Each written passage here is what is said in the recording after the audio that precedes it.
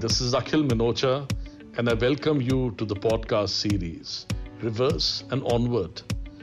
There's an inflection point in life for each one of us, which helps us rediscover ourselves. In these podcasts, I cover some people who have had an impact or influence in my reverse and onward health journey.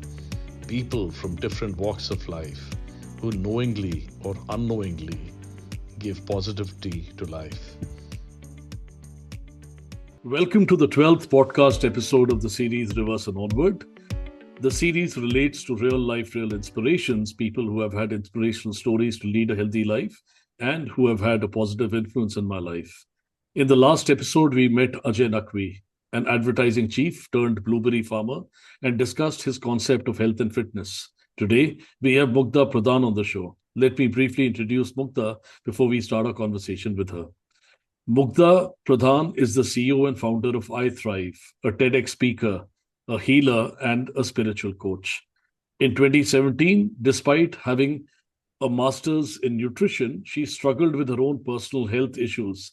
She learned the nuances of functional medicine, transformed her health from losing 37 kilos to reversing an autoimmune condition, thereby healing herself. Today, she endeavors to create healthier, happier lifestyle, disease-free communities across the world every single day. Thank you, Akhil. I'm really excited and I'm honored that you invited me on your podcast. I love the title of your podcast, Reverse and Onward, because it indicates both the actions of like going and fixing whatever's not working for you and then moving on from there and not getting stuck in that rock bottom place or whatever. So thanks for inviting me. I'm looking forward to our conversation and lovely doing this with you. Thank you. Thanks, Mugdha. Before we move on with the podcast with Mugdha, a snapshot for our listeners. Your love for the podcast series has made it climb to being number 3 on the Apple podcast charts and attaining a 5-star ranking on both Apple and Spotify with over 10,000 downloads over 11 episodes. Interestingly, Reverse and Onward was the top podcast for 360 fans, among the top 5 for 702 fans, and among the top 10 for 821 fans. Thank you for all the love and support, and look forward to a few more interesting episodes in the series. Let me now share with the fellow listeners here how I got introduced to Mugdha. One day I glanced upon a news item in an online portal, Better India, which covers stories of people who have radically changed their lives and accomplished something out of the ordinary. The title read, Depressed and Diabetic, I turned things around by losing 37 kilos and helping 2,000 others. I'm going to let Mugdha cover her own story, but it was intriguing to learn how someone who was battling odds in her personal life and faced a condition where she was diagnosed with clinical depression and went through a complete reversal to triumph against all odds. You're indeed a winner, and what you've done is really no mean feat. Can you tell us about your story in your own words? So coming to your question of, that headline that Better India did it's quite dramatic. When I read it for the first time, I did double take, what are they talking about? But it is the truth. So see, my story, it's a pretty long story when I look at the last 6.5 years, but let me try and compress those years into maybe 2.5, 3 minutes or so.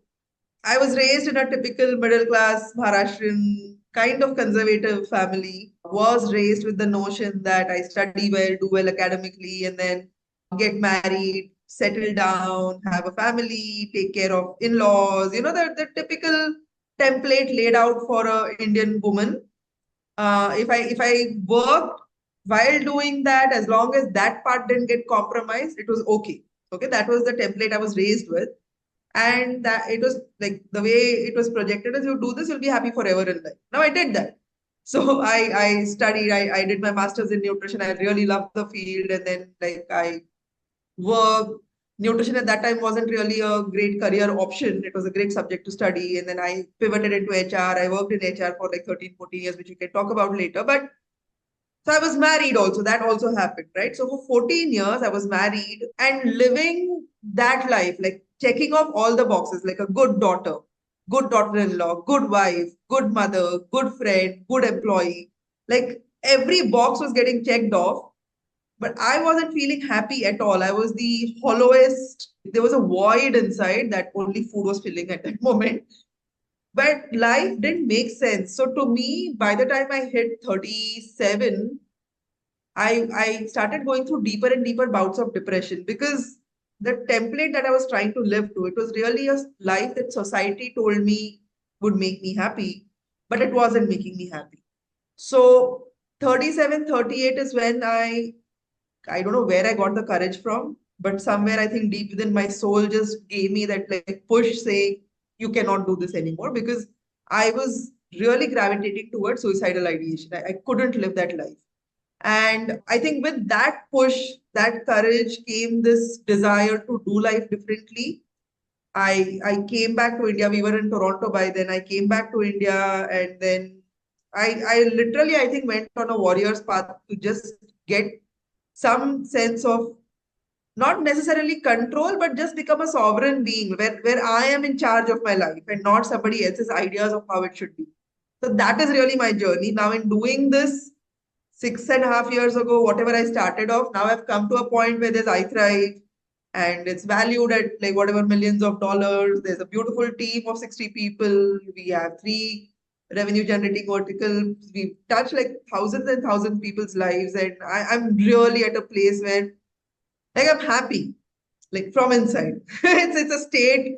It's a state that I think a lot of people strive towards, and it's become an accessible, all-time on kind of a state for me.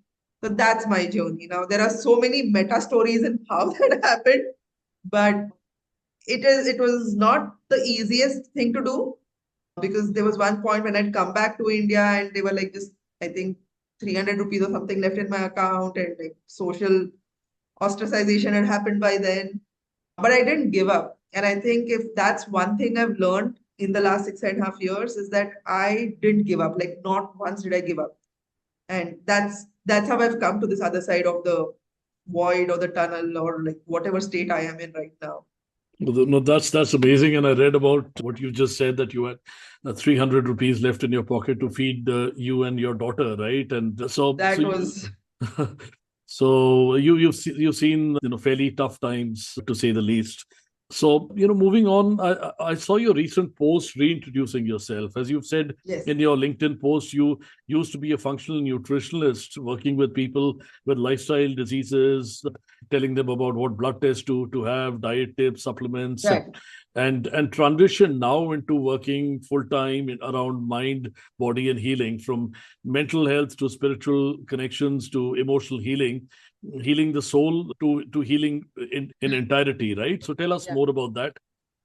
So I'm still a functional nutritionist. I still use blood tests and that data, and I still work Okay. with nutrition. I mean, I still do that because see, physical health is the foundation. Like you want to do something with all the other aspects of your like your mental, emotional, spiritual healing, you still need to have a pretty well functioning body because otherwise it'll just be like a house that's breaking down. You have maybe pests all over, bed bugs and cockroaches and rats, and pipes are broken, plumbing isn't working, there's no fresh air, and then you're still trying to be a creative architect and an interior designer in a house like that. So that's quite difficult. So physical health is the foundation. The house has to be clean first before you get into your like using your mind to do amazing work. Got But it. what I realized is for a lot of people, the source of their disease is not always in the body. So there are a lot of other reasons why someone could be manifesting a disease, like childhood trauma that they probably never addressed or aren't even aware of, like how a small wound in their childhood is now creating certain patterns and habits as an adult. Sometimes they could have the wrong frameworks. Like I had this wrong framework for my life that as a woman, this is the kind of life I was supposed to live. And only when I was 37 and a half, I questioned that, like, whose life am I really living, right? This doesn't seem to be making me happy. So when I say I work with people's mind and emotions and like reach out to their soul also, it's basically understanding that if someone is not in a state of happiness and like vitality and like a lovely amount of energy, and if they're not able to contribute positively to the world outside of them, what's getting in the way? If it's Got it. just physical health, let's fix that. But sometimes it's really beyond physical health, right? Like so many set of constructs we have in our mind that prevent us from taking actions that we want. And then I felt it was my responsibility to help people with that because I'd figured it out for myself. So that's what I really moved into. I don't heal people's souls. I kind of just see if I can help them get back in touch with their own soul, because everyone's soul has a capacity to really create every little bit of healing that they need in their life. But Gosh. sometimes people forget there's a soul inside of them and all that they need to do is connect with it. So I might just nudge them in that direction. That's all. Got it. So Yeah. it's interesting to read or to know that I thrive. What you're really trying to say is that it's better to thrive rather than just survive. Tell me the genesis of I thrive. What was its purpose, and how have you evolved it? So what happened, Akhil, is when I returned to India. So that same phase where it was just 300. I think I should take a screenshot of my bank balance because those 300 rupees are getting quoted in so many places. But that period, like when it was really, really difficult and dark, like wasn't really getting too much support from family, the friends I had in life before I had left for Toronto, and then like when I came back, they couldn't really understand what was going on with me. And then the physical, so my physical health also was collapsing simultaneously. Now I had to figure out how to fix my own health, and I've spoken about it in a lot of places. Like that's how I discovered Yeah. functional nutrition. But in my journey, those initial 3 months or so where I had to like read up, and then like even something like gluten-free wasn't very common then. So I had to figure out recipe options. I had to figure out which labs I can get my blood work done, how to get doctors to understand I need these tests, or where to even order supplements from, like Amazon, I hope. So I had to figure out a lot on my own, and that also was a struggle. So what happened is, of course, there was a transformation that happened physically. I lost weight, I was looking great and everything. And then people started reaching out because they wanted support with their own health. So one is there was an external requirement for my kind of knowledge. Second, what I felt was, if someone is going to experience a health transformation, it should happen in as easy, as convenient, as compassionate way as possible. So they shouldn't go through the struggle that I did, like, oh, let me figure out the blood test, let me figure out the supplements. Like, can I not give them what I had to learn for myself? So these two Got things. it. One is like an inner desire to help people and create something that would make it super easy, convenient, and like, authentic with real knowledge and all of that. Plus other people asking for my support and help. So the two just happened together. And I just created iThrive with this desire to give people freedom from diseases. Like, why should anyone suffer from diseases? Let me create a system where I can offer them support, and that became iThrive. So So that's so the genesis of iThrive. Understood. So how do you really go about it? So people come to you who are already having these lifestyle ailments, and they want to reverse the chronic condition, and you offer them a 3 months or a 6 months program, or what exactly is it? And is are there any guarantees in the program, or is it something which you're trying to collaboratively work with them but with no guarantees? Just trying to understand that. Yeah. So it's a 3 month program. Some cases need a little longer than 3 months, like severe autoimmune conditions, like chronic, like somewhere the body is really messed up. But usually most people sign up for 3 months. Now, when somebody comes to us, they're usually already struggling with a health issue. In India, the preventive healthcare awareness hasn't really percolated fully.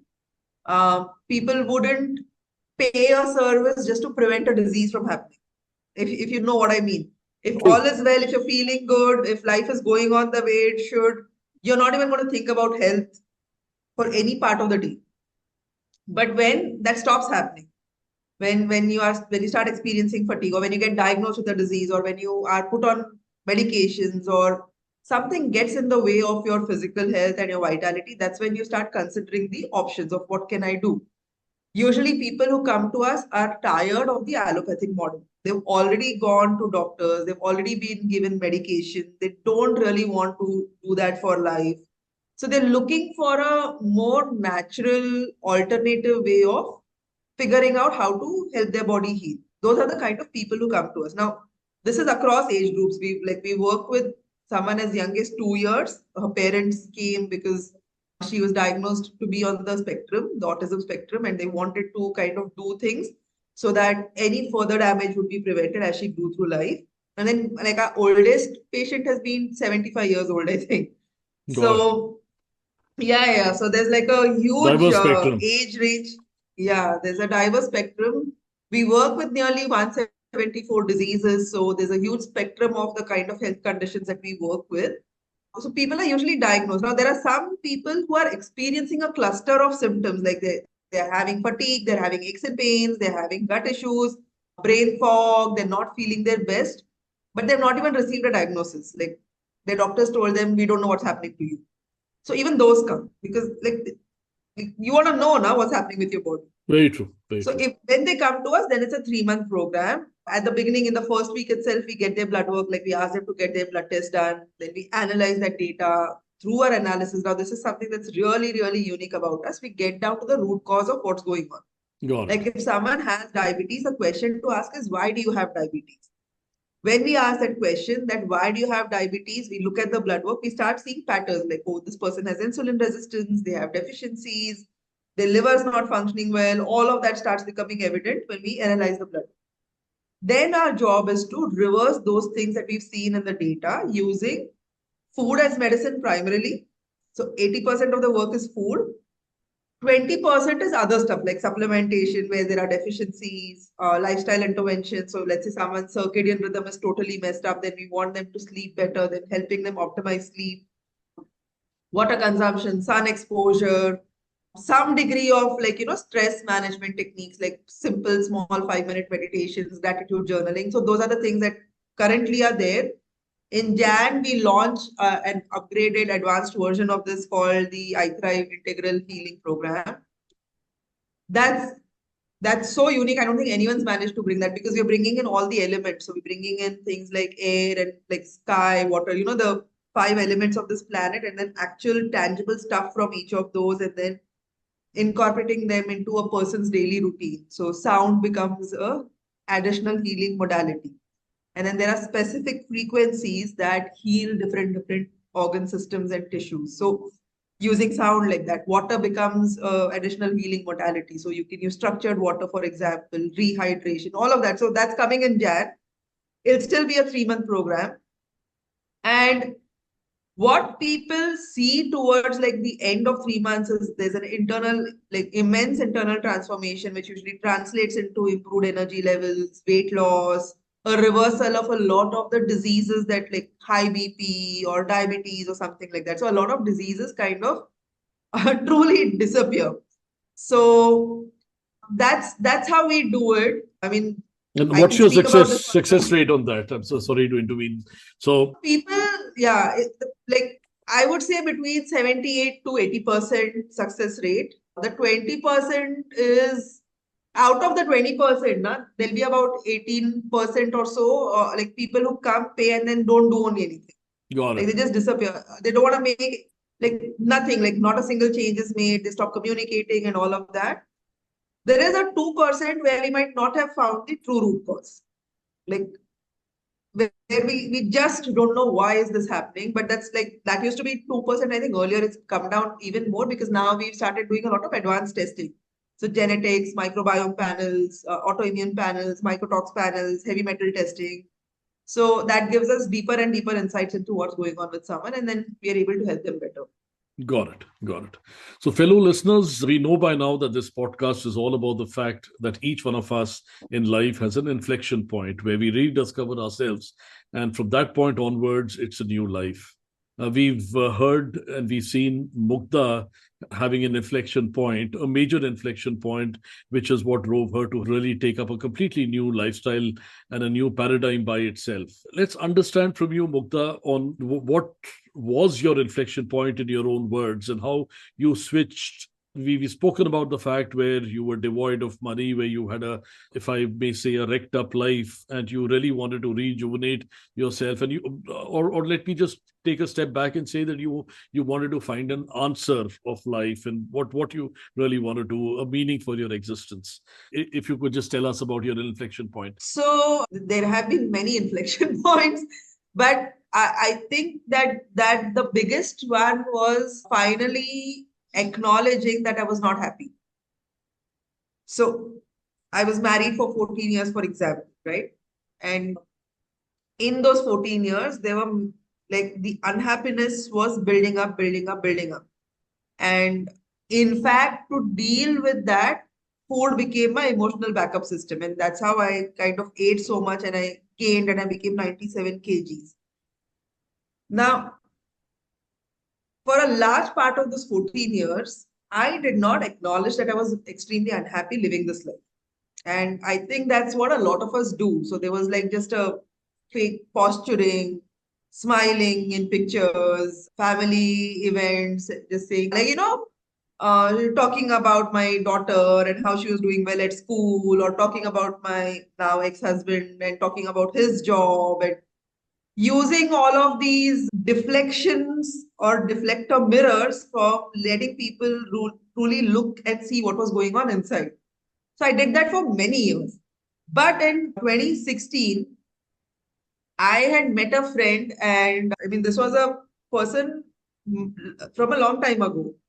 And he hadn't seen me for a really long time. And then when he saw me, the shock in his eyes, like he couldn't recognize me. And all that he did, I mean, he didn't say anything, but he said, like, tomorrow morning, wake up and just look in the mirror without shying away. 5 minutes, just look in the mirror.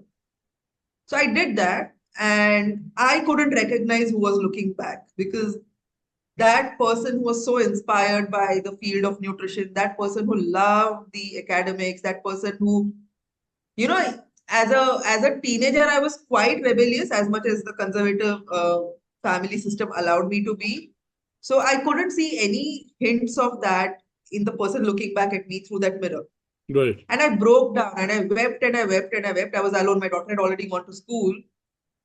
I cried, and I didn't know why I was crying. Now, in retrospect, I can see that that was like a call for help from my own soul. So I cried, and somewhere there, I think an internal shift happened to figure out what is making me so sad. Because until then, Akhil, I never acknowledged the sadness. So they say anger is the armor that sadness wears. So I would be angry very often. Like I'd get into like, these conflicts, all this everyday drama stuff and all of that. Like this person said that, getting annoyed with people. Instead of acknowledging that the discomfort was from within, I would find external Ways and sources means. to place that like disharmony that was there inside. That was the Sure. first time I truly cried for myself. And somewhere there a shift happened. I didn't make this choice then also. Like, so this happened. By then we after this we kind of went to Toronto, because I was still very afraid of making that choice that my heart was asking me to, which is like, separate, find your own life, live your own life. Because my mental constructs were like, but what about my daughter? She needs both parents. No one in my family has done anything like this. So who's going to support me? How am I going to live? So there was a lot of fear programming that was preventing me from even stating this. And I actually felt extremely guilty for thinking these thoughts, for thinking this thought of separation. Yeah, it's like, what happens to him? Who's going to look after him? Like, we've taken our marriage vows and we've agreed to be like until death do us in Hindi ritual style. So what happens to him? I'm letting everyone down. What happens to his parents? Like everybody else I was thinking about, and I felt very guilty about even thinking this thought that what if I walk out? But the thought would creep out. Every time, like it would just come sometime in the day. I'd be cooking there or in Toronto, like you have to do all your chores on your own. So I'd be like folding clothes, doing the laundry, loading the dishwasher or something like that. Suddenly this thought would come, like, what if this is not your life? What happens if you choose different? So somewhere like in those everyday thoughts, it coming up, slowly the courage built up of considering that thought in its entirety. So then I actually sat and looked at it, like what happens? What's the worst that can happen? Because I'm dying a slow death like this. Maybe that will be different. And so it was that like one singular point was that looking into the mirror, but the actual decision happened over a period of a few months where slowly, slowly the muscle of courage built up, built up, built up. to the point in January 2017 when I said, hey, I'm going back to India because I can't live here anymore. Got it. So Got it. then I came back to India with my daughter. Of course, then it got horribly darker because it was just a test of courage. But that was But you, that period where a small choice happened and then it built up and then it actually led to the action of coming back to India. yeah, and you took a leap of faith and you went forward, right? So Yeah. absolutely, and you said you've had multiple inflection points, and you know you've had this 14-year itch because the 14 years of your marriage and 14 years of your being an HR rep in varied startups, right? And you made the career shift from you did your masters in nutrition, started off as a HR rep in varied startups, and then you made a shift again in your career on functional nutrition, right? So that's probably another switch, which So yeah, but that was a more logical. So I did nutrition because I loved the field. Like when I had to choose what I wanted to study, there was no doubt at all in my head. And then I did my master's.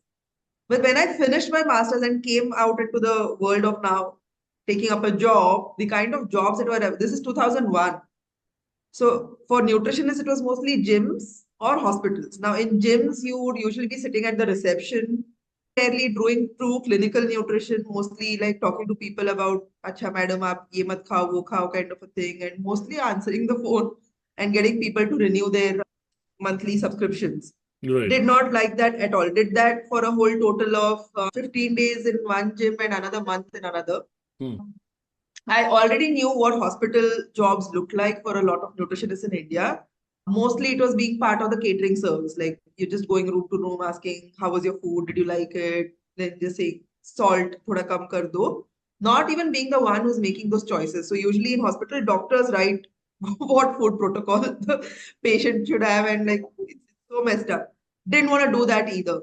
So I went to college and fought with my teachers, saying, I studied this for 7 years. What is like, this is not the kind of work I want to do. Like, what did you train me for? Why did you tell me this before? Like, you should tell students in orientation that, okay, you take nutrition to study, but this is the kind of work that's available. So my teacher was like, calm down.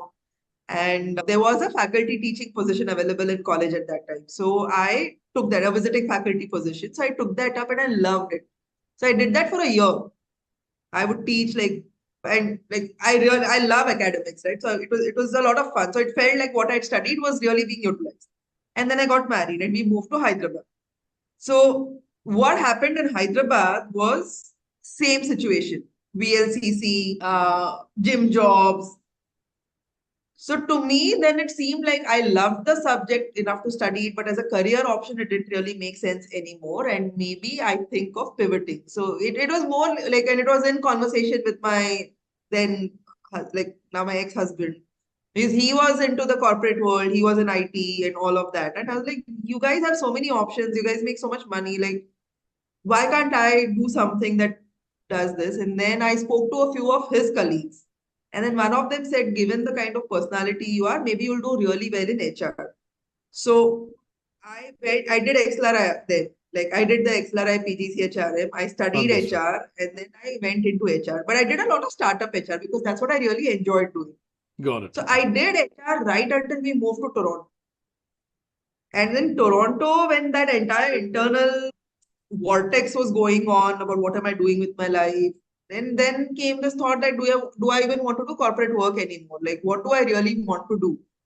Because doing a job again meant like not having control of your time, health gets compromised in that process. So that phase was like a lot of churning was inside. So when I came back to India, because of all the chaos that was happening, and I wasn't thinking of work or job or career at all at that point of time. All I wanted to do is get back on my feet, and the first step there was physical health because that was crashing. So I started working on my physical health. That's all I actually put my energy in. Got it. And that transformation of my own self led to this being able to offer services to others, which they were willing to pay for, which then suddenly had the snowball effect and it just grew and grew and grew. And this became my career again. So I came back into nutrition as a career option. Got it. So, for Yeah. the benefit of our listeners, I have a couple of questions before we conclude the podcast, and those are primarily from a health and fitness standpoint, right? I know you would have looked at different diets and protocols before you went into functional nutrition and really moving into what constitutes or what triggers the soul and getting into a more soul-led, kind of a nutrition. What I really want to understand is what's your concept of an ideal diet? What's your concept of really being fit? And I heard you say in one of your videos or one of the snippets about your statements which comes out, stating that you should go ahead and eat what you really want to, right? So you should be regulated to an extent that you can indulge when you want to, right? And when your body is asking Like for that. some, right? You can indulge when you want to, but at the same point, you exercise and you keep the body healthy. So I wanted to understand a little more about your concept of health and fitness. So yeah, like coming to that, eat what you want to. So it's not really eat what you want to, but eat in a way every day where if you have an exception occasionally, your body is not going to crash. Got it. So so what should your ideal diet be? That should be the food that's best for your body, like that from your blood test and all of that. You know that, oh, I need to get this much protein per day. I need to eat this. These are the nutrients that my body is deficient in. My body does much better with a low carb diet, or my body does much better with sufficient amount of. So that self-awareness, that self-knowledge you have to build by working with it. So first you gather the knowledge about what your body is all about, then you start applying the solutions for that knowledge, and then you come to this finely tuned point saying, oh, this is like the perfect, like if I eat this day on day, I'm going to have really perfect health. So there's no one single diet that can be recommended to anyone. Understood. Now the thing about this indulgence is you eat in the way I describe for as many days of your life as possible, so that if there's one day of Diwali or one birthday or something like that that's not like this, you're not suddenly going to become diabetic. That's the thing. Got it. Now, overall, generically, in terms of what's a really great diet for human beings is a diet that optimizes protein. So I'm not in favor of all these raw food and all of these diets because they leave a person super deficient. So protein, for if you're someone who eats 3 meals, if you like eating 3 meals, or some people do really well on just 2 meals a day, but protein in every meal and good quality, really, really good bioavailable protein, which currently is mostly animal protein. So things like eggs and meat and chicken and seafood really works well for human beings. And then, so protein first, then the quality of fat that you're consuming. So not seed oils, not these vegetable oils, but saturated fat, which comes from butter, ghee, coconut oil. And then third, if your body type, your body constitution, your metabolism allows for it, then the kind of carbs that work for you. So things like even white rice is good, it's not bad. But if you have type 2 diabetes and you're consuming like a lot of white rice with no protein, then it's really going to become harmful for your body. Got it. And fruits. Fruits Got are okay, unless again, like it's a type 1 diabetic person. So that would be a good plate, like protein made with good fat and then some amount of carbs. Could be your veggies, could be some grains, could be fruits. That's entirely your call. Whatever it is, you should be able to sustain this for your life. Got it. Because eating healthy is not about a 3-month program. Got it. Got it. Life is about 90, 100 years on this planet. So that's a good plate. Got it. Got it. Very curious to understand where do you want to take iThrive from where it is now? Well, my vision is to really heal this entire planet. So yeah, my goal is to take iThrive towards that vision. I don't know how many years it's going to take, 20, 30 maybe. But I'm here to make that happen. No, So that's where I want to take iThrive, but in a more tangible way. Well, we really want to incorporate some degree of tech into the work we do, because right now it's a very, very human-driven company.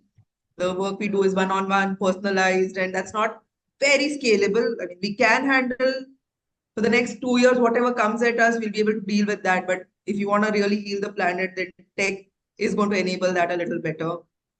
With the academy where we're teaching other people functional nutrition, then the goal is to like really scale this. We've been dreaming of even creating a possible offline institution, but basically with the academy, what we want to do is anything that someone wants to do to learn about to do with health, like someone wants to learn breath work, which helps with health, it'll be available on the academy. Somebody wants to go deeper into quantum biology, it will be available at the academy, right? So any health related learning, we want to make it available at the academy. Right now, we have a flagship 4-month course, and then we have smaller courses on thyroid or like other more courses that are for the public, which is like how to read food labels or basic nutrition and stuff like that.